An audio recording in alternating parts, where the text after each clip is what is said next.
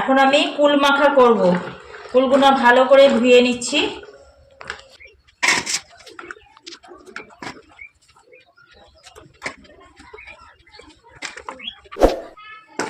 এখন করব আমরা কুল মাখা।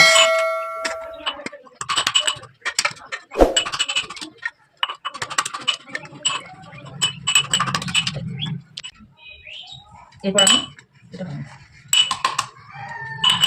লঙ্কাটাকে করবো। একটা লঙ্কা দেবো, কেননা বাচ্চা ছেলে খাবে।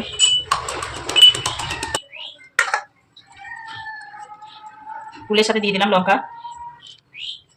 এর সাথে সামান্য একটু নুন দেবো, সামান্য একটু লঙ্কার গুঁড়ো দেবো। ভালো করে মাখিয়ে নিতে হবে।